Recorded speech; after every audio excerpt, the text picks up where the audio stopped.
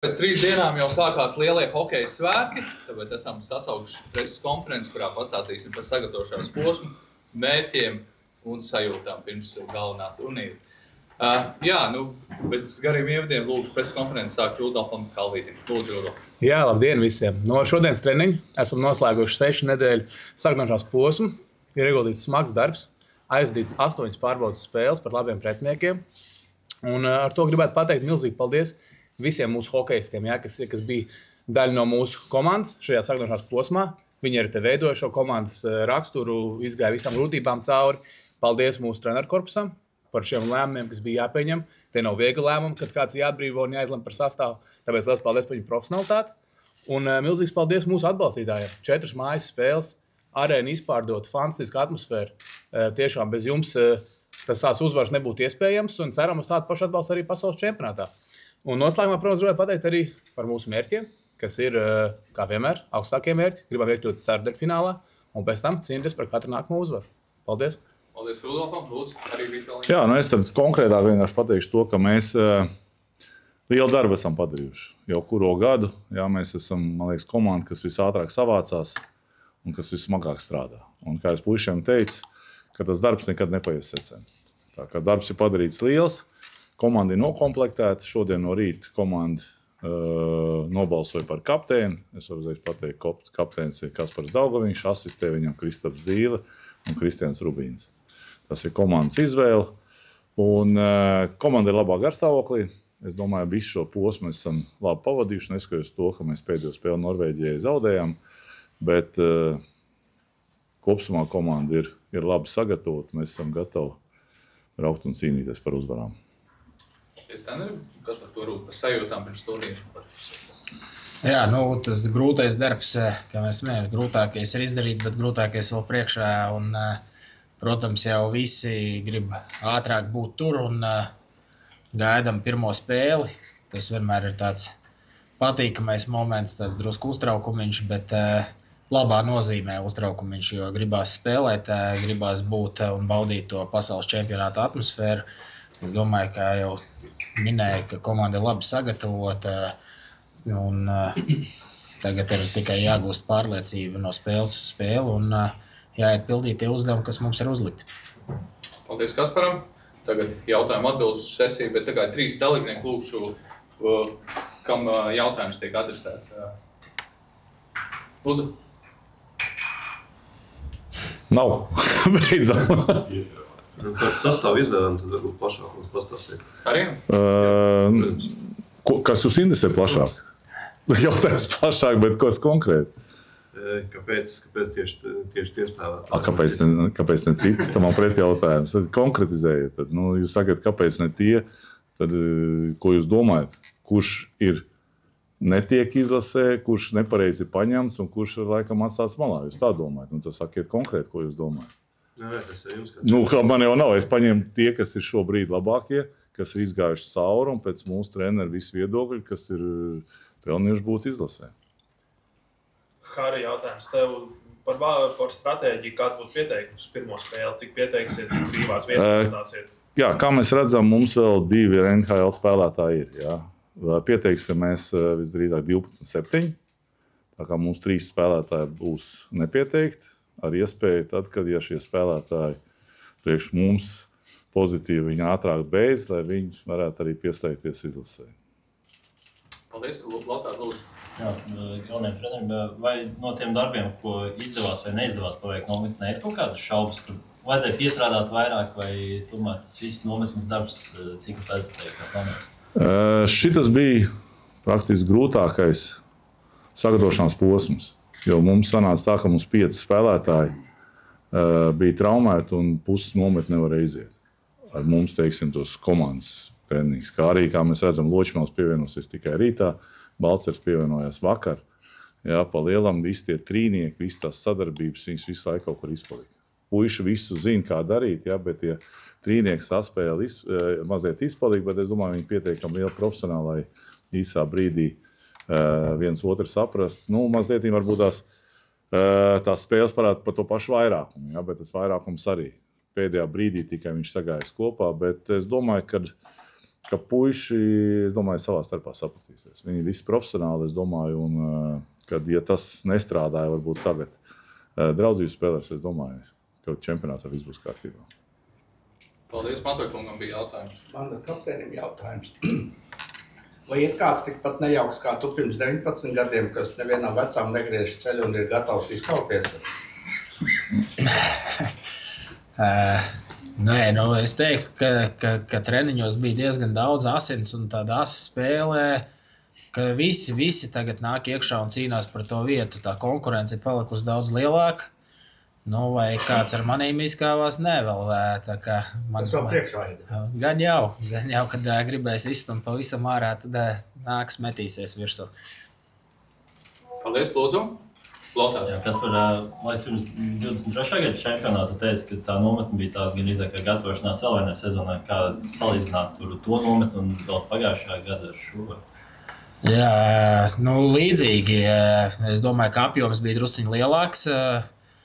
Un es domāju, ka visi jau to standartu tagad zina, un ja pirmajā reizē, pirms 23. gada, tas bija tāds drusciņš šoks dažiem spēlētājiem, ka bija tik smagi, tad es domāju, ka tagad mums tā latiņa ir pacelt, un visi apzinājās, uz ko nāk, un bija gatavi darboties. Man personīgi jau tie bija gandrīz 5-6 mēneši, tā kā es izgāju tādu padziļināto nometni, bet es domāju, ka tas bija noderīgi, jo 7 spēles 11 dienās tev ir jābūt fiziski gatavam tam. Jā. Man kādiem jautājums par kapteiņu balsojumu vienbalsīgs balsojums vai bija svārstīgi? Pa kapteiņu praktiski bija laikam 90% vienbalsīgi. Ja? Bet patīkam bija tas, kad arī pa asistentiem bija plašs, ja? Tāds plaša izvēle, bet, kā mēs teicām, mēs skaitījām punktus. Un tad šoreiz visus gadus mums bija kapteinis un 2 asistenti vienmēr bija uzbrucēji. Tad šodien šī čempionāta aizsargi pārņem to stabilitāti, tā kā mums ir 2 asistenti, 2 aizsargi, kas arī, es domāju, kad parāda to, cik nopietni komanda uztver mūsu aizsardzību. Ja? Ka tie cilvēki, kas cīnās, kas aizsargā to priekšpēdējo robežu, ja? Jā, tas ir jaunums, bet patīkams. Jā, Mārtiņ, lūdzu. Arī Norsējs sāk rezultatīvu nometni, vai viņš beigās zaudēja pieredzējušākiem aizsargiem? Konkurence bija liela. Es domāju, tie puiši visi jaunie, kā es teicu, man visgrūtāk bija viņiem pateikt tos galvārdus. Ja? Jo kaut kur, teiksim, viņi visi tomēr cer uz to, ka viņi var caur čempionātiem dabūt labākas līgumus. Tā ir tā mūsu specifika Latvijas hokejam. Jo tie puiši visi nespēlē augstākajās līgās ar labiem līgumiem. Citām komandām tas ir daudzreiz vieglāk trenerim pieņemt lēmumu. Ja tu pasaki nē, viņš visu sakā, Mantiņš brauc mājās, viņam nākošā gadā viņš spēlē top līgā ar labu līgumu un viss. Tad šeit tomēr to es tā kā liekas, var viņam palīdzēt, var nē, bet es gribu teikt, ka šie visi puiši, kas netika, viņi uztaisīs lielu soli uz priekšu. Viņi parādīja to, ka viņi ir cienīgi būt izlasē. Ja? Šoreiz sanāca tā, ka šie aizsargi, kas mums ir, kaut kādās niansēs, jo mēs skatījāmies pēdējās spēles, mums ir pieeja, teiksim, detalizēti iziet visām, teiksim, statistikām, ne tikai plus, mīnus, vai ne tikai gols un piespēle. Ja? Mums ir 2 cīņas, mums ir pirmās piespēles, mums ir pavadītais laiks uzbrukuma zonā, aizsardzības zonā, mums ir pazaudētās ripas pie savas zilās, mums pazaudētās ripas pie pretinieka zilās, un mēs to visu tā kā sasumējam kopā. Un tur tā starpība bija visai maziņa. Ja? Tā kā visi bija cienīgi, bet jāizvēlās bija 8. Paldies, Teneri. Lūdzu. Kas jūs lasiet arī pretinieku komandas sastāvus un nav tā kā bailes izlasot Kanādas, Zviedrijas, Somijas nosacītos pieteikumus jau, kur visi no NHL vien. Kā mēs gan jau ziņās izlasa, ka brauks, to domāju, ka visi arī grib spēlēt pret labākajiem un sev parādīt. Tas jau tikai padara to pasaules čempionātu unikāli to, ka brauc labākie un to jau laukumā. cīnīties pret labākajiem un sevi parādīt arī gan kā izlasē, gan arī kā spēlētājs savas karjeras laikā. Tu gribi, kā treneris teica, nopelnīt arī labus līgumus, parādīt, ka tu esi gatavs spēlēt jebkurā līgā. Un tādai jābūt tai nostājai. Nāks pretīm, kas nāks, bet jādomā ir par savu spēli mums.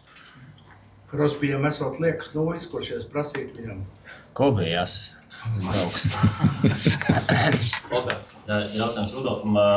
Amerikas hokeja līgā sezona vēl turpinās arī latviešiem. Ja viņi izstājās, tad visi tiek gaidīti vai kā? Tur tā situācija ir, protams, ka mēs sakām līdz pilnīgi visiem. Bet tas būs vairāk treneru korpusa jautājums, kas tajā brīdī mums būs vajadzīgs. Kāda būs situācija, kā mums spēlēm, un treneru korpusa arī izlems. Mums ir uztur kontakti pilnīgi visiem, arī ar visu klubiem. Un tad skatīsimies, kā mums pa čempionātu un ko treneru lems. Kā treneris šobrīd lem?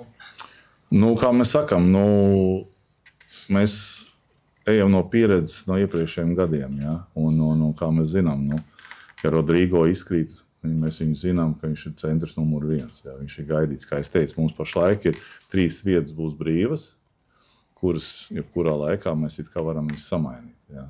Skatīsimies pēc situācijas. Tā, ja tu skriet pa priekšu, arī negribās nekam, jo mums ir tie puiši, kas ir gatavojušies, viņi arī visi pelnījuši būt izlasē. Un tas nebūtu pareizi, ja es teikšu, ka es gaidu uz kādu, lai kādu nomainītu nost. Ja, mums ir komanda, kas mums ir nokomplektēta, un mēs esam gatavi šo komandu cīnīties. Ja kaut kāds bonus mums nāks klāt, ja, tad mēs tādā brīdī reaģēsim, un tas būs tā kā papildus tāds bonusiņš mums. Ja, bet komanda ir nokomplektēta, un šī komanda ir gatava cīnīties. Sandis Vilmans pēdējās 2 spēles nepiedalījās laukumā. Kas ir situācija, kāda neviena?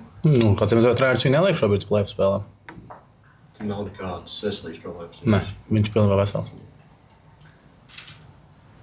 Jā. Kas tur novērtē savu varbūt sagatavošanās posmu, kā viņš tomēr nedaudz citādāks kā cits gads bija? Cik tu esi gatavs vai sanāca paveikt to, ko tu biji pats plānojis un kā tu šobrīd jūties?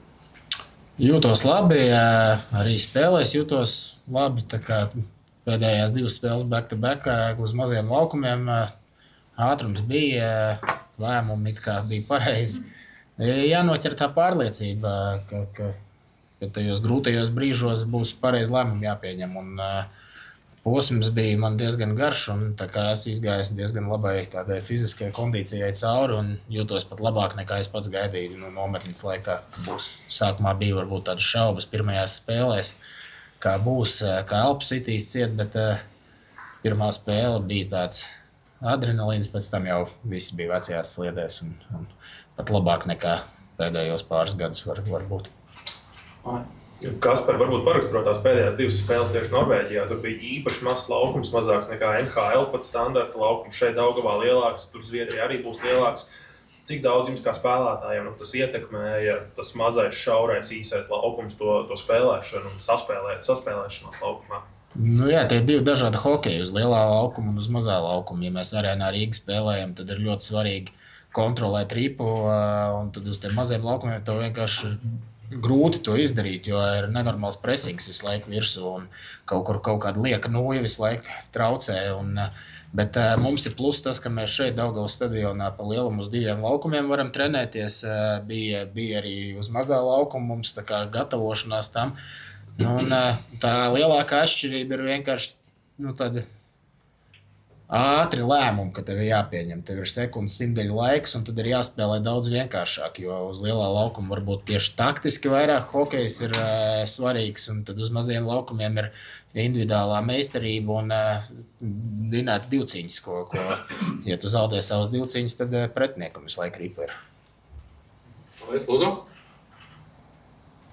Man trenerim jautājums. Pirmā spēle Franciju, pārbaudas spēlēs par daudz zaudējumu. Ko jūs sagaidat no tā pirmā pretinieka? Tas vienmēr tās pirmās spēles, viņas vienmēr būs nervozas. Ja? Es domāju, kā arī viņiem, tā arī mums, jo vienmēr to čempionātu parocīgāk laikam ir iesākt pret stiprāku pretinieku, ja tad tu iet arī ritmā, viņš tev tā kā piespiež spēlēt aktīvāk, ātrāk, ja, un tad tu iet. Bet es domāju, franči mēs pazīstam, mums ir pietiekami daudz materiālu, kā viņi spēlē, un es domāju, komanda ir gatava no pirmās spēles. Paldies, Lūdzu. Mati. Kā notika izvēle, uz kuru jaunā Rīgas teātra izrāda doties šovakar? Tā mums tāda patīkama privilēģija, ja, ka mēs šodien ejam uz izrādi, lai Dievs stāv tev klāt, to nabaga cietēji. Hermaņa kungs mums ļāva izvēlēties. Ja, viņš nebija tā, ka viena konkrēti, viņš ļāva mums izvēlēties. Tāksim, šo dienu viņš pakārtoja. Tā kā mums tas ir tas tāds, es puišiem teicu, tas jānovērtē. Un es domāju, tas ir labi pirms došanās prom mazliet atsaikties no hokeja, kad visi puiši ar sievām, ar draudzeniem var aiziet mazliet pavadīt tādu kultūras pasākumu, jo parīt jau sāksies tikai koncentrēšanās hokejam. Un tā kā, tā mēs. Paldies, Lūdzu. Rudolf, vai ir skaidrs viss par apstākļiem Stokholmā, kur dzīvosiet, kādi ir tie izceļi līdz hallei, loģistika, viss? Jā, protams, visu mēs esam apzinājuši, un rīta dosies mūsu personāls uz Stokholmu, pirms komandas, lai visu iekārtotu, sakārtotu, lai mēs atbrauktu, un viss jau būtu izdarīts un ģērbtu iekārtot, un visi apstākļi mums būs gatavībā. Kurā viesnīcā dzīvosiet? Skandika Angelais. Jā, bet tev to nelaidīs iekšā.